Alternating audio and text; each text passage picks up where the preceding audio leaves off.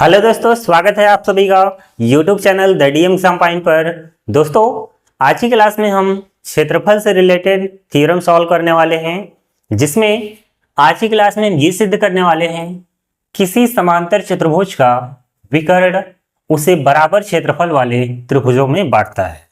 अभी तक क्षेत्रफल वाला थ्योरम सिद्ध नहीं किया जा रहा था, लेकिन अब ऐसे थ्योरम आएंगे जो क्षेत्रफल से रिलेटेड होंगे, जिसमें आज ये पहला थ्योरम है। इसमें यह बोला गया है कि कोई भी समांतर चतुर्भुज है तो उसमें अगर कोई भी विकर्ण खींच देंगे, विकर्ण खींचने के बाद वे दो बराबर क्षेत्रफल वाले त्रिभुजों में बंट जाते हैं। चलिए चित्र बनाते हैं, उसके बाद फिर समझा जाए। यहां पर एक समांतर चतुर्भुज होगा, ठीक है। कैसा चतुर्भुज? समांतर चतुर्भुज होगा। तो इसका नाम रखा जाएगा ए बी सी डी। तो ये मैंने नाम रख दिया। तो समांतर चतुर्भुज क्या होता है? एक ऐसा चतुर्भुज जिसमें समभुज भुजाएं समांतर और बराबर होती हैं। तो यहां पर आप लिख लीजिए, ये इसके बराबर है और ये इसके बराबर है, ठीक है। समांतर चतुर्भुज जिसमें समभुज भुजाएं बराबर होती हैं और समांतर होती हैं। तो चलिए, जो मान पता है पहले आप वो लिख लीजिए, फिर इसको समझते हैं अच्छे से। दिया है, यही दिया है कि जो ये चतुर्भुज है ये कैसा है? समांतर चतुर्भुज है। चतुर्भुज ABCD समांतर चतुर्भुज है, ठीक है। और यहां लिखेंगे आप सिद्ध करना है, सिद्ध करना है। सिद्ध क्या करना है? देखिए, ये समांतर चतुर्भुज है तो इसमें आप एक विकर्ण खींच दीजिए। जैसे ही विकर्ण कोई खींचेंगे, चलिए मान लीजिए ये विकर्ण मैंने खींच दिया, तो जैसे ही विकर्ण खींचेंगे ये दो ट्रायंगल में बट जाएगा। तो बटने के बाद दोनों का एरिया क्या हो जाएगा? सेम। देखिए, मैं यहां पर कुछ शॉर्टकट नेम लिखने वाला हूं, जैसे एरिया है, एरिया यानी कि क्षेत्रफल। तो एरिया को मैं केवल AR लिखूंगा, इससे आप समझ जाएंगे कि एरिया लिखा गया। और यही किताबों में भी लिखा जाता है, हिंदी में ऐसे लिखा जाता है। अगर क्षेत्रफल लिखा है तो इसको शॉर्ट में ऐसे लिखा जाता है, 6 लिख के सुनना। अगर आप पूरा भी लिख लेंगे तो कोई दिक्कत नहीं है। ऐसे क्या होता है, जैसे बार बार लिखना पड़ता है एरिया या क्षेत्रफल, तो उसमें टाइम बहुत ज़्यादा चला जाता है, तो AR लिख दिया जाता है, या फिर क्षेत्रफल न लिख करके 6 लिख दिया जाता है, इस तरह से। तो यहां पर दोनों ट्रायंगल का जो एरिया है वो क्या है? सेम। ये आपको सिद्ध करना है। तो यहां पर जो एरिया है, एरिया ऑफ ट्रायंगल ABD बराबर होगा एरिया ऑफ ट्रायंगल CDB। दोनों ट्रायंगल का जो एरिया है वो सेम है, ऐसा आपको प्रूव करना है। तो चलिए, अब यहां लिखेंगे उपपत्ति। देखिए, अभी तक आप ये समझे थे कि सर्वांगसम आकृतियां वे होती हैं जब दोनों आकृतियां एक दूसरे को पूर्ण रूप से ढक लेती हैं। जैसे ये दोनों मार्कर सेम साइज के हैं।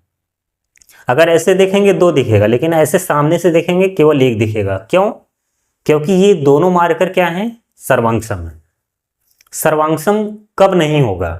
जैसे एक 5 रुपए का सिक्का हो, एक 5 रुपए का छोटा होता है और 1 रुपए का थोड़ा सा बड़ा होता है, तो ये दोनों सर्कल हैं, तो यहां पर ये सर्वांगसम नहीं होंगे। दोनों जैसे 1 रुपए का सिक्का हो या दोनों 5 रुपए का सिक्का हो तो सर्वांगसम बन जाएगा। लेकिन इस कंडीशन में नहीं होगा कि एक 5 रुपए का सिक्का हो और एक 1 रुपए का सिक्का हो, तो कभी सर्वांगसम वो नहीं हो सकते हैं। सर्वांगसम को लेकर के मैंने एक टॉपिक प्लेलिस्ट में डाल दिया है, वहां पर आप देखेंगे तो मिल जाएगा, जियोमेट्री में बना हुआ है, तो बहुत अच्छे से क्लियर हो जाएगा सर्वांगसम क्या होता है। तो यहां पर हमें यह समझना है कि अगर कोई भी 2 आकृति सर्वांगसम है तो उनका क्षेत्रफल भी क्या होता है? बराबर। इस चीज को हमेशा नोट डाउन कर लीजिएगा कि अगर 2 आकृतियां सर्वांगसम हैं तो उनका 100% एरिया भी क्या होगा? समान होगा। अगर ये दोनों ट्रायंगल सर्वांगसम हैं तो इनका एरिया भी क्या होगा? सर्वांगसम। यानी कि ये चीज लाने के लिए हमें क्या दिखाना होगा, सर्वांग दिखाना होगा। तो चलिए सर्वांग दिखाते हैं। दोनों ट्रायंगल को ले लिया जाए, त्रिभुज ABD व त्रिभुज CDB में, ठीक है, ABD और CDB में।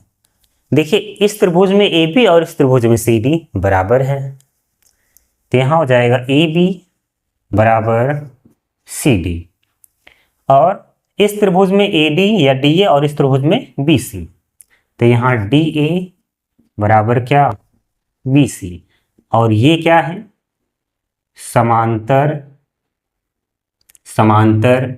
चतुर्भुज की सम्मुख भुजा।